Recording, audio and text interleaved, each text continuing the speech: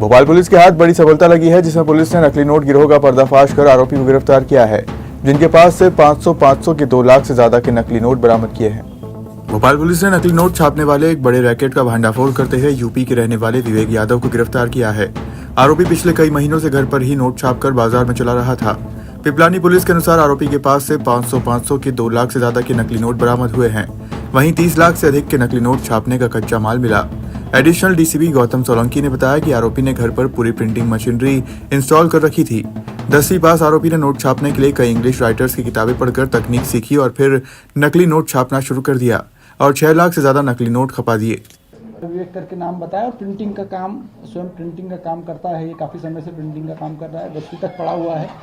और पूछताछ के उपरांत जब इससे और इसमें गहन पूछताछ की गई तो इसके द्वारा बताया गया कि मैं लगभग करीब 1 साल से ये काम कर रहा हूँ और फिर इसके पास से करीब 2.25 लाख के नकली नोट इसमें बरामद किए गए हैं।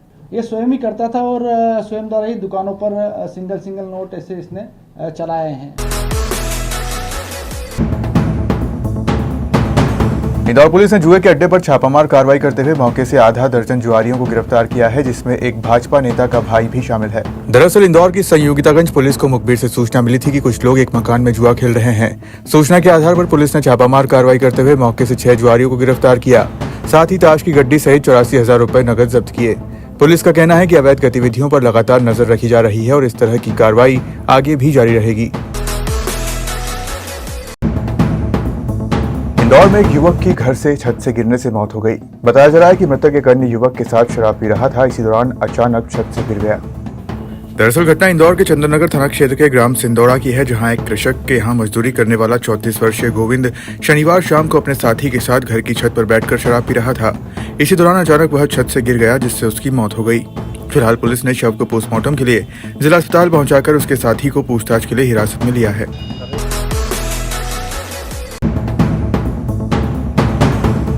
धार्मिक नगरी उज्जैन में आगामी 2028 सिंहस्थ की तैयारी जारी है। सिंहस्थ को लेकर क्षिप्रा नदी पर 29 किलोमीटर लंबा घाट बनाया जा रहा है। जल संसाधन विभाग द्वारा 29 किलोमीटर घाट निर्माण में 18 किलोमीटर लंबाई की खुदाई पूरी कर 5.5 किलोमीटर में कंक्रीट कार्य शुरू करवा दिया गया है। उज्जैन में बारिश बंद होने से साथ क्षिप्रा और खान नदी का जलस्तर भी कम हो गया है। इसके कारण जल संसाधन विभाग द्वारा नदी क्षेत्र में हो रहे घाट निर्माण कार्य ने रफ्तार पकड़ ली है। कुल 29 किलोमीटर में घाटों का निर्माण किया जा रहा है। मुख्यमंत्री डॉक्टर मोहन यादव की मंशा के अनुरूप क्षिप्रा नदी को उज्जैन शहरी क्षेत्र में दिशा देने एवं श्रद्धालुओं को सिंहस्थ व अन्य धार्मिक पर्वों पर स्नान हेतु सुगम एवं स्वच्छ स्थान प्रदान करने के उद्देश्य से मध्य प्रदेश शासन द्वारा 778 करोड़ रुपए की राशि से घाट निर्माण कार्यों की स्वीकृति प्रदान की गई थी।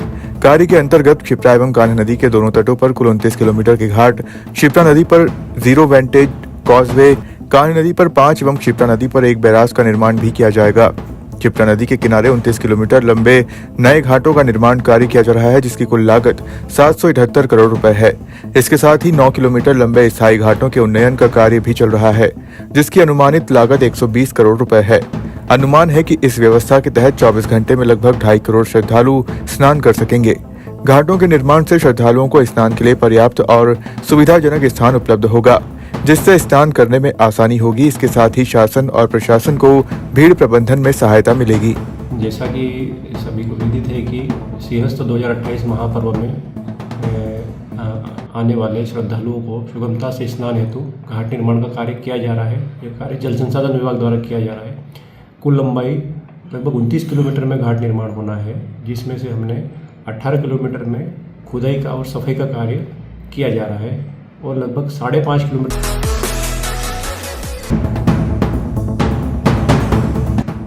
आम आदमी पार्टी से राज्यसभा सांसद राघव चड्ढा उज्जैन पहुंचे, जहां उन्होंने भगवान महाकाल का दर्शन कर आशीर्वाद लिया। वहीं जहां उनका प्रभारी मंत्री गौतम टेटवाल ने स्वागत किया।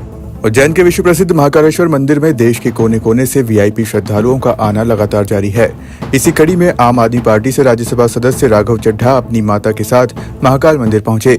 उन्होंने सबसे पहले गर्भगृह की चौखट पर पहुंचकर मत्था टेका और पुजारी के माध्यम से बाबा महाकाल को जल चढ़ाया। इसके बाद वह कुछ देर नंदी हॉल में बैठे, जहां उन्होंने शिव आराधना की। वहीं मंदिर के पुजारी ने प्रसाद स्वरूप बाबा का दुपट्टा ओढ़ाया और प्रसाद भेंट की।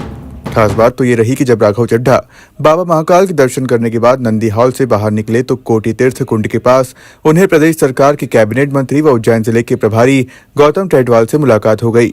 दोनों ने एक दूसरे को नमस्ते किया। वहीं गौतम टेटवाल ने राघव चड्ढा से कहा कि मैं बाबा महाकाल का सेवक हूं, मध्य प्रदेश और उज्जैन में आपका स्वागत है। राघव चड्ढा ने मीडिया से चर्चा में कहा कि मन के भाव बाबा के चरणों में रखने का मौका मिला है। जब भी वे यहां आते हैं तो असीम शांति और ऊर्जा मिलती है। वहीं दिल्ली ब्लास्ट की घटना को दुखद बताया। भोले बाबा के दरबार में जाकर आज एक अपने मन के भाव बाबा के श्री चरणों में रखने का आज एक मौका मिला, एक अवसर मिला। उज्जैन के कालिदास अकादमी प्रांगण में चल रहे हस्तशिल्प मेले में बच्चे मिकी माउस पर उछलने, टेम्पोलिन में कूदने व बनावटी तालाब में पैडल बोट का लुत्फ उठा रहे हैं। झूले में उबड़ खाबड़ ट्रैक पर चलती ट्रेन में बच्चों के साथ उनके अभिभावक भी बैठ रहे हैं। झूले का रोमांच बच्चों के सर चढ़कर बोल रहा है।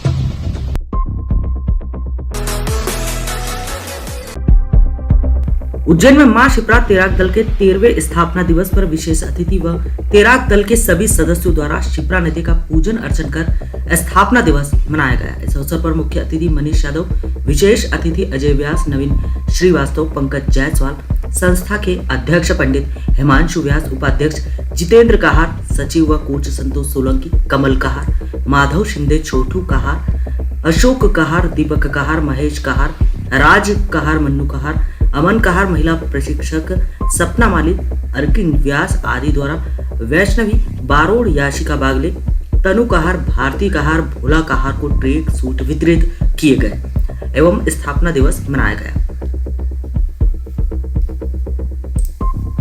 एवं विशेष अतिथि की उपस्थिति में मां शिप्रा की पूजन अर्चना का स्थापना दिवस मनाया गया एवं जो हमारे तैराक दल के जो बच्चे हैं राष्ट्रीय एवं राज्य स्तरीय पे जिन्होंने तैराक दल का प्रतिनिधित्व किया है, उन बच्चों को संस्था की ओर से ट्रैक सूट वितरित किए गए हैं ताकि वे अगली बार और अच्छा। सीहोर जिले का बुधनी एमपीबी कार्यालय की शर्मनाक हरकत सामने आई है, जहां आउटसोर्स कर्मचारी शराब का जाम छलकाते नजर आया। जानकारी के मुताबिक बिजली उपभोक्ता किसी शिकायत को लेकर सब स्टेशन पहुंचा था। तभी उसने देखा कि कर्मचारी नितेश गौर नशे की हालत में मौजूद था।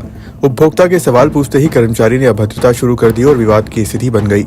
बताया जा रहा है कि नितेश गौर इससे पहले भी कई बार ऐसी हरकतें कर चुका है, लेकिन कार्रवाई न होने से मनमानी लगातार जारी है। इस वीडियो के सामने आने के बाद उपभोक्ताओं में भारी आक्रोश है। ऐसे में देखना होगा कि बिजली दफ्तर को शराब का अड्डा बनाने कर्मचारी क्या एक्शन लिया जाता है। करीबन मैं सुबह मॉर्निंग में 10:30 11 बजे समथिंग गया था। मेरी माता राम अकेली है और मैं अकेला हूँ, तो मैंने कंप्लेंट करी लेकिन कोई शिकायत का अर्थ ही नहीं मिला मेरे को। उसके बाद भी मैं 3 बार 4 बार गया।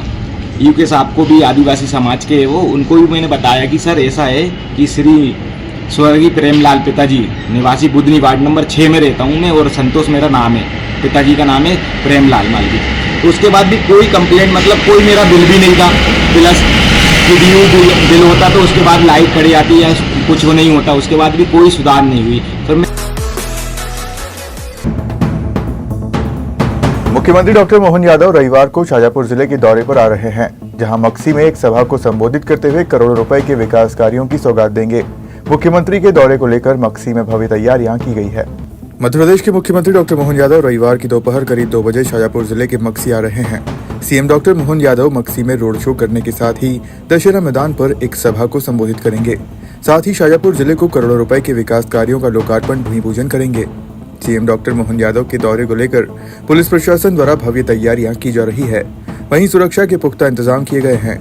पुलिस द्वारा ट्रैफिक कंट्रोल को लेकर बैरिकेडिंग के साथ ही अलग अलग पार्किंग स्थल भी बनाए गए हैं। मुख्यमंत्री डॉक्टर मोहन यादव मक्सी में आयोजित कार्यक्रम के बाद उज्जैन रवाना होंगे।